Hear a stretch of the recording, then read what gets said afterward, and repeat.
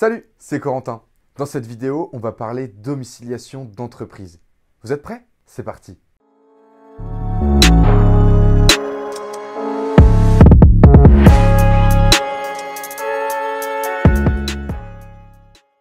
Alors, la domiciliation d'une entreprise, qu'est-ce que c'est? Eh bien, c'est l'une des étapes les plus importantes lors de sa création. En effet, domicilier votre entreprise vous permet d'obtenir un numéro matricule ainsi qu'un siège social.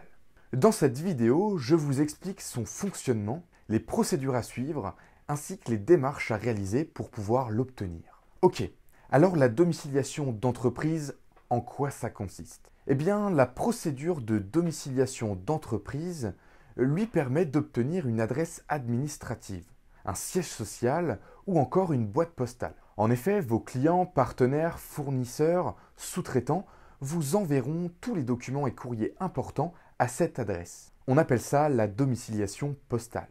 De plus, l'adresse que vous choisissez figure sur l'ensemble de vos documents administratifs, vos factures, devis, abonnements, contrats, etc. Cette adresse sera également utilisée pour que l'administration française puisse communiquer avec vous et ainsi pouvoir vous transmettre vos documents officiels. On appelle ça la domiciliation administrative. À savoir que la domiciliation permet de définir la nationalité de votre entreprise, mais également les tribunaux compétents à qui vous allez faire appel en cas de litige, et bien sûr la fiscalité applicable. La domiciliation d'entreprise est-elle obligatoire? Je sens que vous avez la réponse. Vous devez impérativement déclarer une adresse pour votre entreprise, qui vous servira évidemment de siège social.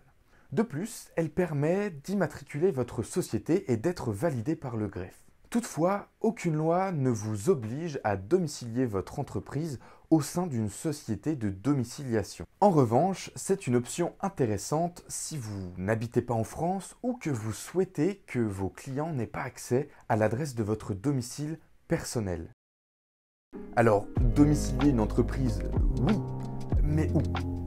En fonction de votre situation, vous pouvez domicilier votre entreprise à votre domicile ou ailleurs. En exclusivité pour vous parce que je sens qu'on a un bon feeling, je vous ai fait la liste. En premier lieu, vous pouvez parfaitement domicilier votre entreprise à votre adresse personnelle, que vous soyez locataire ou propriétaire de votre lieu de résidence, dans un local dédié. Si votre local est entièrement dédié à une activité professionnelle, vous pouvez domicilier votre entreprise à cette adresse. Lors des débuts de votre entreprise, vous pouvez choisir d'intégrer un espace de coworking. Vous partagez alors des locaux de coworking avec d'autres entrepreneurs et vous pouvez vous domicilier dans cet espace. Dans une autre entreprise, si vous n'avez pas d'adresse pour domicilier votre entreprise, vous pouvez choisir de vous domicilier au siège social d'une autre. Toutefois, il est nécessaire de conclure une convention de mise à disposition de locaux